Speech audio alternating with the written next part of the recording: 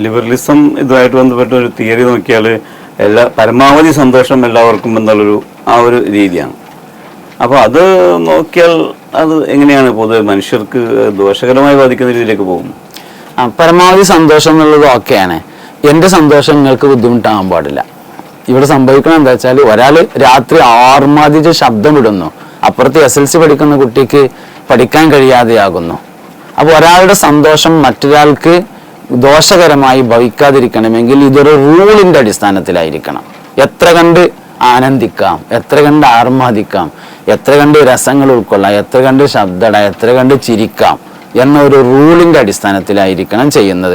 അങ്ങനെ ചെയ്യുമ്പോഴേ ഒരാൾ ചെയ്യുന്നത് മറ്റൊരാൾക്ക് ഉപദ്രവമല്ലാതെ ഇരിക്കുകയുള്ളൂ. അപ്പോൾ ആസ്വദിക്കുക എന്നുള്ളത് ശരിയാണ്, എല്ലാവരും ആസ്വദിക്കണം, അതിനൊരു റൂൾ ആവശ്യമാണ്.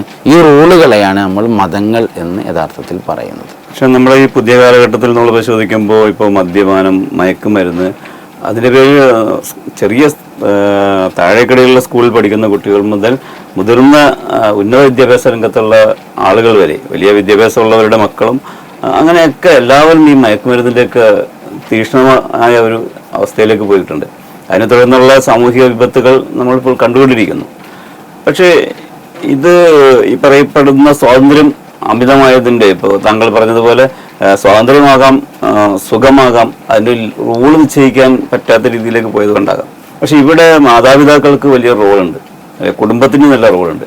അത് ഏത് രീതിയിലായിരിക്കണം? ഈ മതനിരാസത്തിൻ്റെ ഉൾപ്പെടെ, അല്ലെങ്കിൽ ഒരുപക്ഷെ മതനിരാസത്തിൽ നിന്നായിരിക്കാം ഇത്തരം മതം വേണ്ട, നിയമം വേണ്ട, ചട്ടക്കൂട് വേണ്ട എന്ന് ചിന്തിക്കുന്നവർക്ക് എന്തുമാകാമെന്ന രീതിയിലേക്ക് മദ്യമായാലും മയക്കുമരുന്നായാലും തങ്ങൾക്ക് ആസ്വദിക്കണം, തങ്ങളുടെ സുഖമെന്നതാണ്. അപ്പോൾ ഇവിടെ കുടുംബത്തിൽ നിന്ന് ഏത് രീതിയിലുള്ള നിയന്ത്രണങ്ങളിലൂടെ നമ്മുടെ ഈ സമൂഹത്തെ മെച്ചപ്പെട്ട രീതിയിലേക്ക് കൊണ്ടുവരാൻ കഴിയും? നമ്മുടെ രക്ഷിതാക്കളോട് സംസാരിക്കുന്ന സമയത്ത് ഈ രണ്ട് കാര്യത്തെയും രണ്ടായി തന്നെ കാണേണ്ടതുണ്ട്. ഒന്ന് വിശ്വാസവുമായി ബന്ധപ്പെട്ട് വരുന്നതാണ്. വിശ്വാസവുമായി ബന്ധപ്പെട്ട് വരുമ്പോൾ നമ്മൾ ഇസ്ലാമിന് വേണ്ടി സംസാരിക്കുക എന്ന നിലയിലെടുക്കുമ്പോൾ ഇസ്ലാമിക വിശ്വാസത്തിന് വളരെ പ്രധാനപ്പെട്ട ഒരു അടിസ്ഥാനമുണ്ട്. ആ അടിസ്ഥാനത്തെ കുട്ടികൾക്ക് പഠിപ്പിക്കപ്പെടണം. അത് മുഹമ്മദ് നബി സല്ലല്ലാഹു അലൈഹി വസല്ലമയോടുള്ള താല്പര്യമാണ് ഇസ്ലാമിക വിശ്വാസത്തിൻ്റെ അടിസ്ഥാനം. മുഹമ്മദ് നബിയിൽ ഒരാൾക്ക് താല്പര്യമുണ്ടെങ്കിൽ മാത്രമാണ് മുഹമ്മദ് നബി പറഞ്ഞ സ്വർഗവും, മുഹമ്മദ് നബി പറഞ്ഞ നരകവും, മുഹമ്മദ് നബി പറഞ്ഞ ഖബർ ജീവിതവും, മുഹമ്മദ് നബി സല്ലല്ലാഹു അലൈഹി വസല്ലമ പറഞ്ഞ ആഖിറവും ഹിസാബും എല്ലാം ബോധ്യപ്പെടുകയുള്ളൂ. ഇത് ബോധ്യപ്പെടാത്ത, മുഹമ്മദ് നബിയെ ബോധ്യപ്പെടാത്ത ഒരാൾക്ക് ഒരിക്കലും ഖബർ ജീവിതം, മഹ്ശർ, പാരത്രിക ജീവിതം എന്ത് ബോധ്യപ്പെടാൻ പോകുന്നില്ല. കാരണം അതൊരു മനുഷ്യൻ്റെ ചിന്തകൾക്കപ്പുറമുള്ള കാര്യങ്ങളാണ്. ഇപ്പം നമ്മൾ സിറാത്ത് പാലത്തെ കുറിച്ച് പറയുമ്പോൾ മുടി 7 പൊടിയാക്കി എന്നൊക്കെ പറയുമ്പോൾ അതൊരാൾക്ക് ഉൾക്കൊള്ളാൻ കഴിയണമെങ്കിൽ ആദ്യം മുഹമ്മദ് നബിയെ ഉൾക്കൊള്ളണം. ഈ ഉമ്മത്തിലെ ഏറ്റവും ഈമാനുള്ള മനുഷ്യൻ അബൂബക്കർ സിദ്ദീഖ് റളിയല്ലാഹു അൻഹു ആണ്.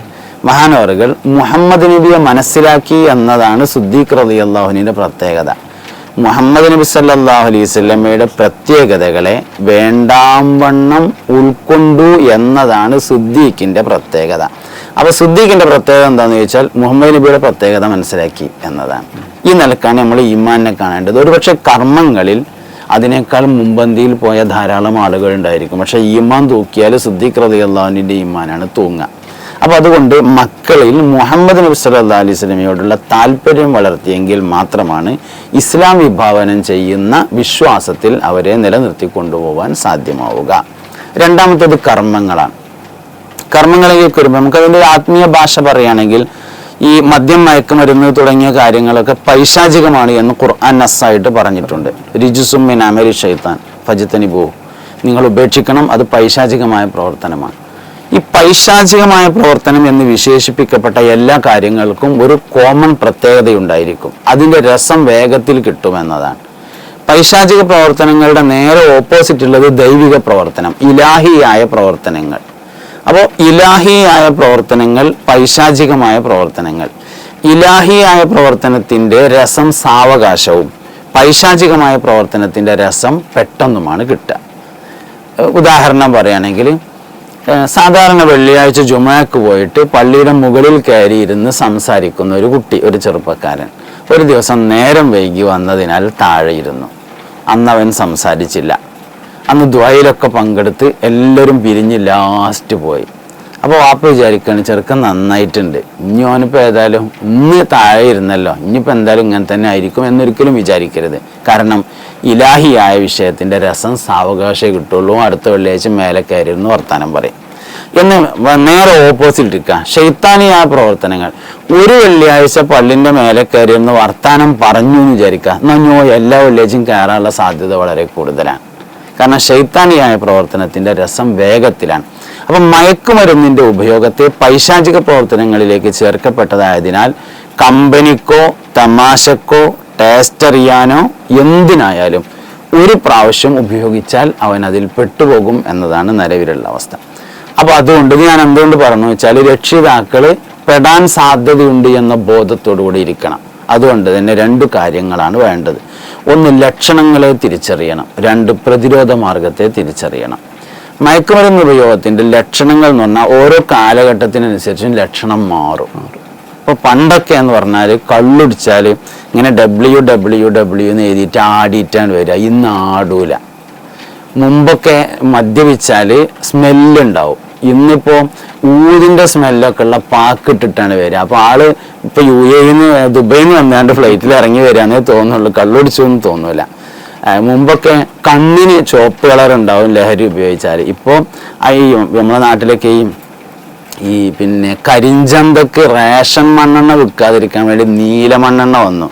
അപ്പൊ ഈ നീലമണ്ണെണ്ണ ഇറങ്ങണതിന്റെ കൂടെ അതിൽ ഒറ്റിക്കാനുള്ള ഒരു മരുന്ന് ഇറങ്ങണം, ഇത് നീല കളർ കറിയാൻ. എന്നമാതിരി ലഹരിയുടെ കൂടെ തന്നെ കണ്ണിലെറ്റിക്കാനുള്ള മരുന്നും കൂടിയും വരികയാണ്. അപ്പൊ കണ്ണിന് ചുവപ്പ് കൊണ്ടും തിരിച്ചറിയാൻ പറ്റില്ല. ഇന്നിപ്പോ ഞാൻ കുറെ അടയാളങ്ങൾ പറഞ്ഞു നോക്കുക, എന്നാൽ അത് എല്ലാ കാലത്തേക്കും ഫിറ്റ് ആവുന്ന അടയാളങ്ങളല്ല. ഓരോ സമയത്തും അടയാളങ്ങൾ മാറിക്കൊണ്ടിരിക്കും. അതുകൊണ്ട് പൊതുവെ ഇങ്ങനെ മനസ്സിലാക്കാം, നിലവിലുള്ള സ്വഭാവത്തിന് നേരെ തിരിയുക. നിലവിൽ നല്ലോണം ഭക്ഷണം കഴിച്ചിരുന്ന കുട്ടി തീരെ ഭക്ഷണം കഴിക്കാതെയായി, അല്ലെങ്കിൽ തീരെ ഭക്ഷണം കഴിക്കാത്ത ആൾക്ക് ഇപ്പോൾ തിന്നൽ തന്നെയാണ് പണി, അങ്ങനെയായി. ഉറക്കം കുറവുള്ള ആൾക്ക് ഉറക്കം കൂടുതലായി, അല്ലെങ്കിൽ ഉറക്കം കൂടുതലുള്ള ആൾ ഉറങ്ങുന്നതല്ല, അങ്ങനെയായി. സ്നേഹത്തിൽ പെരുമാറുന്ന ആൾ ദേഷ്യത്തിൽ പെരുമാറാൻ തുടങ്ങി. അടുത്ത കുടുംബത്തോട് ബന്ധമുണ്ടായിരുന്ന ആൾക്ക് അകന്ന കുടുംബത്തോട് കൂടുതൽ ബന്ധം കാണിച്ചു തുടങ്ങി. ഇങ്ങനെ നിലവിലുള്ള സ്വഭാവത്തിന് നേരെ ഓപ്പോസിറ്റ് ചെയ്യുകയാണെങ്കിൽ അടയാളമായി മനസ്സിലാക്കുകയും പരിശോധിക്കുകയും വേണം. പരിശോധന എന്ന് പറഞ്ഞാൽ പെട്ടെന്ന് കണ്ടെത്താനൊന്നും സാധ്യമാവില്ല. A4 ഷീറ്റിന്റെ മോഡലിലൊക്കെയാണ് ഇപ്പോൾ ലഹരി സാധനങ്ങൾ വരുന്നത്. അപ്പോൾ പെട്ടെന്ന് കണ്ടെത്താൻ സാധിക്കില്ല. അതുകൊണ്ട് വളരെയധികം സൂക്ഷ്മതയോടുകൂടെ കണ്ടെത്താൻ വേണ്ടി ശ്രദ്ധിക്കണം. ഒരു പ്രധാനപ്പെട്ട അടയാളമായിട്ട് റൂം എപ്പോഴും കുറ്റിയിട്ടിരിക്കാനുള്ള ടെൻഡൻസിയാണ് നമുക്ക് മനസ്സിലാക്കാം. റൂമിൽ നിന്ന് ചന്ദനത്തിരിയുടെ വാസന വരുന്നു. ചന്ദനത്തിരി എന്നൊരു ഉദാഹരണം ആളുകൾക്ക് തിരിച്ചറിയാൻ വേണ്ടി പറഞ്ഞതാണ്. അങ്ങനെയുള്ള ഒരു പരിചയമില്ലാത്ത എന്നാൽ പരിചയമുള്ള ഒരു സ്മെല്ല് വരുന്നതായി ശ്രദ്ധയിൽപ്പെട്ടാൽ ഇങ്ങനെ രാവിലെ റൂം അടിച്ചു വരുമ്പോൾ പേപ്പർ കത്തിച്ചതിൻ്റെ അടയാളങ്ങൾ പോലത്തത് കാണുന്നുണ്ടെങ്കിൽ അതിനൊരു കോമൺ മാനദണ്ഡമായിട്ട് വിലയിരുത്താൻ വേണ്ടി പറ്റും. ഒഴിഞ്ഞിരുന്ന് ദൂരേക്ക് കുട്ടി ഇങ്ങനെ നോക്കിയിരിക്കുന്നതായി തോന്നുന്നുണ്ടെങ്കിൽ അതൊരു അടയാളമായിട്ട് മനസ്സിലാക്കാൻ പറ്റും. ഇങ്ങനെ പൊതുവായ ചില അടയാളങ്ങൾ മനസ്സിലാക്കുകയും അതിൽ 2 or 3 അടയാളങ്ങൾ യോജിച്ചു വരുന്നുണ്ടെങ്കിൽ സംശയിക്കുകയും വേണം, ഉറപ്പിക്കേണ്ട. പിന്നെ പരിശോധിച്ച് ഉറപ്പ് വരുത്തണം. ഉറപ്പ് വന്നാൽ ശാസ്ത്രീയമായ ചികിത്സ കൊടുക്കണം. ശാസ്ത്രീയമായ ചികിത്സ എന്ന് പറഞ്ഞാൽ തൊട്ടടുത്തുള്ള അഡിക്ഷൻ സെന്ററിൽ കൊണ്ടുപോകണം. എന്നിട്ട് കൗൺസിലിംഗ് കൊണ്ട് മാത്രം മാറ്റിയെടുക്കാൻ കഴിയെങ്കിൽ അങ്ങനെ ചെയ്യുക. മരുന്ന് കൂടി ആവശ്യമാണെങ്കിൽ മരുന്നും ഒപ്പം കൗൺസിലിങ്ങും കൊടുക്കുക. മാറും, എന്തായാലും മാറും. കാരണം ഇതൊരു അസുഖമാണ്, അതെന്തായാലും മാറും. മാറിക്കഴിഞ്ഞാൽ നിലവിലുള്ള സാഹചര്യം മാറ്റി കൊടുക്കണം. അതായത് എവിടെ നിന്നാണോ ഇവൻ ഈ ലഹരി ഉപയോഗം പടിഞ്ഞിട്ടുള്ളത് ആ സാഹചര്യത്തിലേക്ക് ഒരിക്കലും പറഞ്ഞേക്കാൻ പാടില്ല. ഹോസ്റ്റലിൽ നിന്നാണെങ്കിൽ ആ ഹോസ്റ്റലിലേക്ക് പിന്നെ വിടരുത്, സൂപ്പർ മാർക്കറ്റിൽ നിന്നാണെങ്കിൽ ആ മാർക്കറ്റിലേക്ക് പിന്നെ വിടരുത്, വിദേശത്തു നിന്നാണെങ്കിൽ പിന്നെ ആ നാട്ടിലേക്ക് പിന്നെ അയക്കരുത്. ഏത് പശ്ചാത്തലത്തിലാണോ ഈ അസുഖം പിടികൂടിയത് ആ സാഹചര്യം മാറ്റാതെ അവൻ അതിൽ നിന്ന് പിന്തിരിയാൻ കഴിയില്ല എന്നതാണ്. അപ്പോൾ ഇത്രയും കാര്യങ്ങളാണ് ഈ വിഷയത്തിൽ രക്ഷിതാക്കൾ മനസ്സിലാക്കിയിരിക്കേണ്ടത്. ഒരുപക്ഷെ ഇന്നത്തെ കാലഘട്ടത്തിൽ ഏറ്റവും വലിയൊരു ദുരന്തത്തിന്റെ പരിഹാര മാർഗങ്ങൾ അല്ലെങ്കിൽ സൂക്ഷ്മത എന്ന നിലക്കുള്ള വിശേഷങ്ങളാണ് ഡോക്ടറിൽ നമുക്ക് ലഭിച്ചത്. ഈ വിഷയം നമുക്ക് ഒരുപാട് കൂടുതൽ ഒരു സബ്ജക്റ്റായിട്ട് തന്നെ എടുത്ത് നമുക്ക് സംസാരിക്കേണ്ടിയിരിക്കുന്നു. സംസാരിച്ചു വന്ന ലിബറലിസവുമായി ബന്ധപ്പെട്ട ഒരു രീതിയിൽ അതിൻ്റെ കാര്യങ്ങളിലേക്കാണ് വീണ്ടും ആ വിഷയത്തിലേക്ക് തിരിച്ചു വന്നാൽ ഇതിപ്പോൾ ഈ ലിബറലിസം തടയാനുള്ള മാർഗങ്ങളെ കുറിച്ചൊന്ന് സൂചിപ്പിക്കാൻ പറ്റും. ഇത് വിശ്വാസവുമായി ഇതിന് വളരെ അടുത്ത ബന്ധമുണ്ട് എന്നതാണ്. അതുകൊണ്ട് ഇത്രയല്ല, അങ്ങനെയുള്ള പുതിയ ഒരുപാട് വാദങ്ങൾ വന്നേക്കാം. ഇനിയും പുതിയത് ഒരുപാട് വരും. 2 കാര്യങ്ങളെ മനസ്സിലാക്കണം. ഒന്നാമത്തെ കാര്യം, വിശ്വാസത്തിന്റെ, ഇസ്ലാമിക വിശ്വാസത്തിന്റെ ഏറ്റവും അടിസ്ഥാനപരമായ കാര്യം മുഹമ്മദ് നബി സല്ലല്ലാഹു അലൈഹി വസല്ലമയോടുള്ള താല്പര്യത്തിൽ കിടക്കുന്നു. അതുകൊണ്ട് വീട്ടിൽ മുഹമ്മദ് നബി ഒരു ചർച്ചാ വിഷയമായിരിക്കണം. നബിതങ്ങളെക്കുറിച്ച് പഠിപ്പിക്കണം, നബിതങ്ങളെക്കുറിച്ച് വായിക്കണം. വീട്ടിൽ നബിയെ പരിചയപ്പെടുത്തുന്ന പുസ്തകങ്ങൾ വേണം. യൂട്യൂബിൽ സെർച്ച് ചെയ്യുമ്പോൾ നബിതങ്ങളെക്കുറിച്ച് പഠിക്കാവുന്ന കാര്യങ്ങൾ സെർച്ച് ചെയ്യണം. ഞാൻ ഇത് മനസ്സിലാകാൻ വേണ്ടി ഒരു കാര്യം പറയാം. ഏതൊരു വിഷയത്തെയും അതിൻ്റെ ആളുകളെ വെച്ചാണ് വിലയിരുത്തുക. ഇപ്പോൾ ഒരു സ്ഥാപനമാണെങ്കിൽ ഈ സ്ഥാപനം ഉണ്ടാക്കിയ ആളെ വെച്ചിട്ട് വിലയിരുത്തും. അതുകൊണ്ട് ഇസ്ലാമിനെ വിലയിരുത്തുന്നത് മുഹമ്മദ് നബിയെ വെച്ചാണ്.